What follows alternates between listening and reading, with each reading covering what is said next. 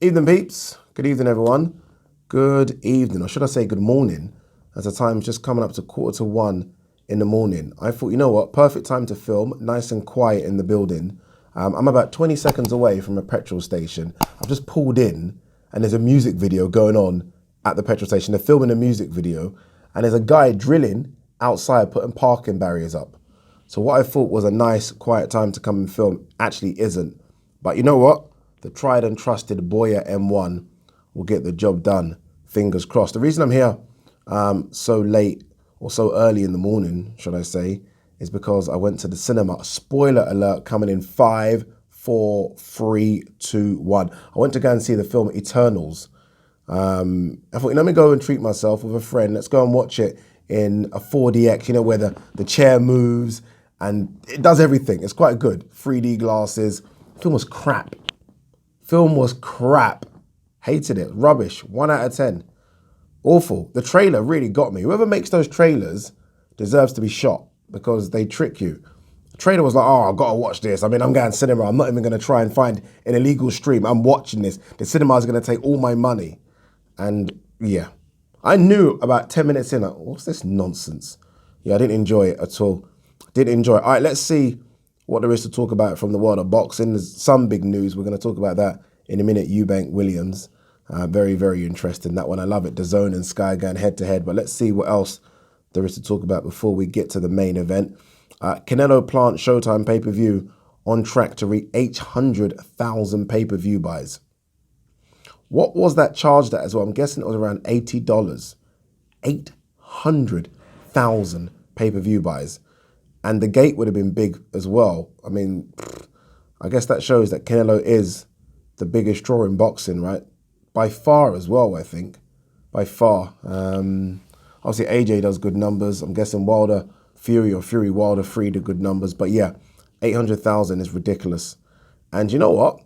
I mean, although DAZN are going to want him to fight on their platform next, there's a good chance he's a free agent. He'll go anywhere. So, I mean, I guess for Canelo, the position he's in is the best position for any boxer to be in if you want to make the fights you want to get. Like, if you really want to fight anyone, the best position is to be a free agent and go to whatever platform X fighter's on to fight them. It's true. Like, if Canelo was 100% drilled down to a DAZN contract, like 100%, the CANELO-PLANT fight wouldn't have happened because there's no way Al Heyman and the rest would have allowed CANELO-PLANT to fight on DAZN. But because he's not tied down to any contract, it's like, okay, you know what? I'll go where you are. You're going to pay me 40 million, you know, plus a bit more cream on top. I'll go where you are. And that might be the best position for him. It might be the best position for every boxer. The only thing is, you've got to gamble in yourself, right? You've almost got to guarantee that you are going to be the man and you are going to get the victory.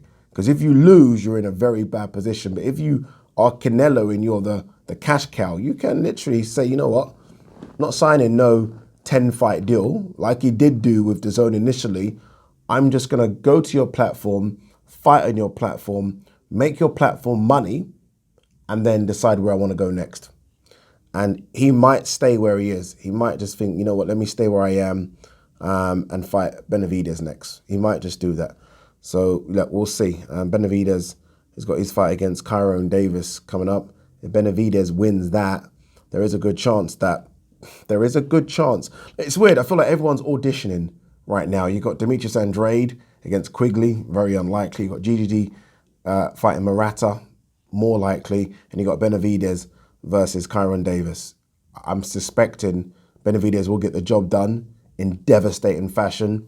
Then he'll get the Canelo fight. Either that or Canelo goes up to 175, goes up and tries to become undisputed there.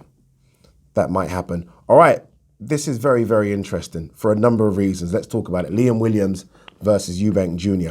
I think the first interesting thing about this is the date, December 11th. Obviously, that's the same day that DAZN are putting on a show in Liverpool, which I'm going to be at. Headlined, I'm not quite sure it's headlined by Conor Ben Algieri yet. The reason I'm not sure is because Katie Taylor's on that card. Now, if Katie Taylor's on the card defending all her marbles at 135 pounds, surely the world title precedes anything.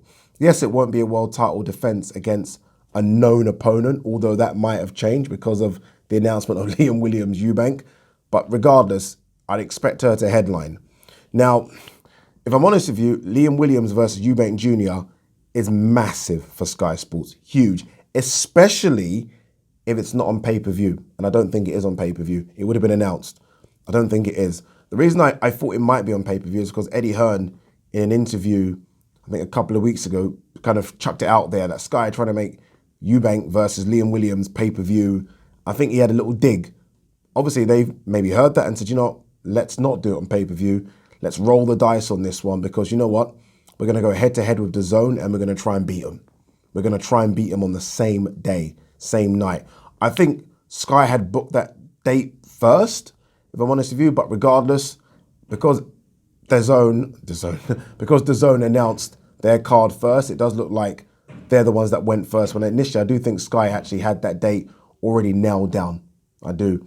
I think they just wanted to announce Liam Williams versus Eubank Jr. Like Clarissa Shields was always scheduled to fight December 11th. So was Savannah Marshall. She's not doing that anymore. So yeah, I find it very interesting that DAZN are going to go head to head with Sky. Right now, let me have a look. Before I say what card I think is better, let me have a quick look. Right, so far, all we've got on it, okay, we've got Joe Cordina on the card so far, but TBA. Katie Taylor on the card, TBA, Conor Ben Algieri. That's what we've got so far. Joe Cordina, by the way, is a fantastic fight. I love Joe Cordina. Really good fight at Fight Camp. Got the win. Not good in doing that. Let's have a look at Eubank Jr.'s card. All right, so far we've got Clarissa Shields versus Emma Kozin. We're going to talk about that in a minute. We've got Samuel Antwi versus Conor Walker. That's for the English welterweight title. Reese Edwards on the card. And Bradley Ree is on the card. Bradley Ree and Reese Edwards, both unbeaten. I need to see who Cordina and Katie Taylor are fighting. Main event, if the main event is Conor Ben Algieri, and the main event here is Chris Eubank Jr., Liam Williams, then obviously Eubank Jr. and Liam Williams is better. As for the card, I need to see who Katie Taylor and Joe Cordina are fighting before making my judgment on that one. I hate when these cards go head-to-head, just as a boxing fan, because I'll be working at Conor Ben Algieri and I'd love to watch Chris Eubank Jr. versus Liam Williams. So I hate it, but I guess there aren't that many dates available. What I find interesting is them going to Cardiff. Now, I know there were a lack of arenas available, and I'm sure they would have gone O2 Arena. I don't think it's a case of Ben is so hard, he's going to Liam Williams' backyard by choice. I just think it's a case of there weren't that many arenas available. I think the O2 Arena is not available, hence why Conor Ben and Katie Taylor have gone to Liverpool. Again, that's not by choice. I think they would have gone to the O2 Arena if it was available, and I think so would have Chris Eubank Jr. It's just a case of what's available, and you kind of find what. And remember, as you lead up to Christmas, a lot of these arenas will be taken up by concerts, loads of them. So you've got to kind of get in there quickly, and I think that's why they're going to the Moat Point Arena in Cardiff, not because Conor Ben dares to go into the backyard of Liam Williams. All right, let's now park that for a second. They're head-to-head. Good luck to whoever's going to win. There's other fights that night as well. I think, isn't that when Probellum are doing their show in Dubai? I think that is when Sonny Edwards is fighting and Paul Butler is fighting Casemiro, but that's not necessarily going head-to-head. Anyway, Chris Eubank Jr. and Liam Williams, by the way, is an absolutely fantastic fight. Potentially has Fight of the Year written all over it. Now, for some reason, Chris Eubank Jr. has this mystique where I think, yeah, Eubank Jr. is going to win, but Liam Williams will bring it. Liam Williams will bring it. Like, the reason Demetrius Andrade was able to get the win is because Demetrius Andrade is a very skillful and technical boxer. But even he, after a while, had to kind of stand there and go toe-to-toe with Liam Williams. And Liam Williams had Andrade in a couple of spots sometimes. He did. Ultimately, Andrade's a very, very good boxer, a legit boxer, an elite boxer, a two-weight world champion, unbeaten boxer. And he was able to get the job done. All those things I've just given, all those accolades I've just given to Andrade, I can't give them to Chris Eubank Jr. Chris Eubank Jr. is not a two-weight world champion. Chris Eubank Jr., I don't know if he is elite, and he's not technical. This is going to be mano-mano. This is going to be mano-mano. And Liam Williams has a chance. He has a chance. The problem is, Liam Williams being mano Chris Eubank Jr., I just think feeds into Chris Eubank Jr.'s best attribute, which is biting down on that gum shield and having a war. Chris Eubank Jr. will have a war, you know. Chris Eubank Jr. is not one to take a step back. He's not one to take a step back at all. And he's been in with super middleweights. I mean, this guy can take a crack as well. And Liam Williams, let's not forget, is 154 pound coming up. I know he's been up at middleweight for a while now, but he is the smaller guy in the ring on the night. He will be. One's fought at 168, one's fought at 154.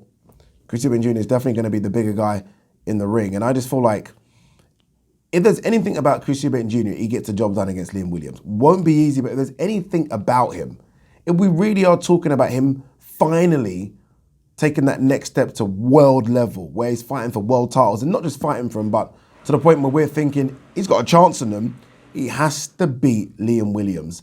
And I think he has to do it in style as well. I really do. In order for us to really get excited. And look, guys, when I say, I mean like for us to genuinely say, yo, we need to see Chris Eubank Jr. versus Charlo, you know, or we have to see Eubank Jr. versus Andrade. He needs to make it look good.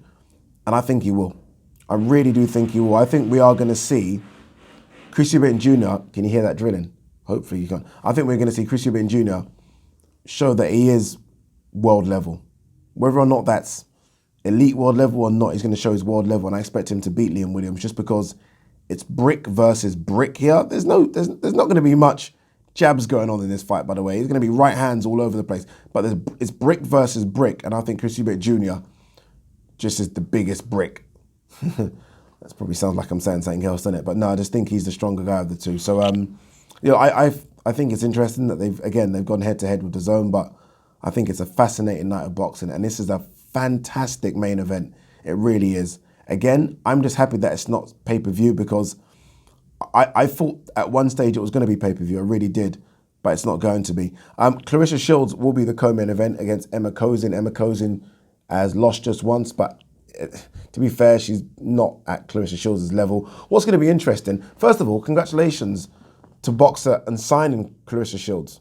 I think that's a fantastic signing. So for us UK fight fans, Clarissa Shields will fight over here. I mean, that's something. We should be happy about that. Another thing we should be a bit...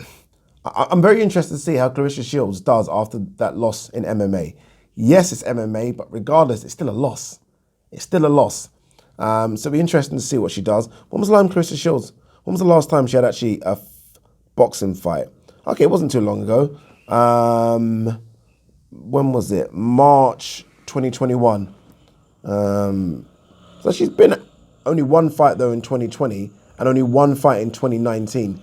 You can understand now why she decided to go to MMA. Jeez. But yeah, it'll be interesting to see what she does. Again, the idea for Savannah Marshall to fight on this card, both of them win, and then you sell what will 110% be a pay-per-view event next year. But now that's going to be delayed. But yeah, that was the big news today, that Liam Williams is fighting Chris Eubank Jr. It's even a shame that I can't do a fucking live watch-along. See, all these things are just annoying. Can't even do a live watch-along on it. But hey, it is what it is. It is what it is. Anything else to talk about? I might do a behind-the-scenes... we'll see. I go up to Sheffield Saturday morning. I was going to go up late Friday night and stay the night in a hotel, but I'm going to go up early Saturday morning instead. But if I can, I will do a behind-the-scenes thing because I get there really early. I've got to do a COVID test, and then I've got to get to the arena by 5, but I don't actually do my first live thing until 7. So there's loads of I can walk around and do bits and bobs. So we might get something done. Anything else? The WBC, by the way, are going to make a ruling on Dillian Whyte Tyson Fury on Tuesday. So that's this Tuesday coming, so we only have 4 or 5 days for that. Tyson Fury had 30 days after the Wilder fight to negotiate an undisputed fight with Usyk. That hasn't happened. The 30 days have passed. I think they passed today or yesterday. Now they're going to make the ruling on the mandatory situation. Again, look, there is still a chance, and we've seen it, where he gets elevated to franchise champion, or he just says, you know what, fuck the WBC. I'm not joking. There is, like, who would be shocked if Tyson Fury did that? Tyson Fury, I think, what he cares about is the Ring Magazine belt and the lineal title. He cares about those things a lot. He mentions them all the time. I don't necessarily think he cares too much about the WBC. He does have a good relationship with Mauricio Sulaiman, but he could just say, you know what, scrap that. No one tells me what to do. I fight whoever I want to fight when I want to fight. The thing for me, and we'll end on this. Let's do a quick. Oh God, I see something else. We might have to end on what I just saw. But the thing for me, and I've said this, I think Tyson Fury deserves a homecoming fight. Like, he's been away and has fought in America now for a while. And I don't know if he wants or cares about the love from the British public, but I do think it would be nice to see Tyson Fury fight in front of 75, 80,000 people. And he will do that if he were to fight Dillian White. It'd be fantastic. I mean, both will sell the fight fantastically well. You have Shane Fury getting involved, you have Dean White getting involved, John Fury getting involved. It'd be fantastic, and it would do Old Trafford. He's a Manchester United fan. It would do Old Trafford. So it would be a shame if we don't get to see that. Bob Arum did say, didn't he, that it's very, very likely that Tyson Fury's next fight will be in the UK. And I think Dillian White's the perfect opponent for it. Really do. And, you know, AJ's fights Usyk. I mean, so you are looking potentially, that drilling's a joke. You are looking potentially at two big stadium fights in the UK, one in March, one potentially end of the season, April, May. That could happen. That could happen. The story I saw that was going to end on was Robert Easter Jr. Changes plea, found guilty in assault case. He's going to jail for a little while. Jesus Christ, man. Jesus Christ. Anything else? Not much. All right, not much else. All right, guys. Thank you as always for passing by the channel. Don't forget to hit that subscribe button. Peace.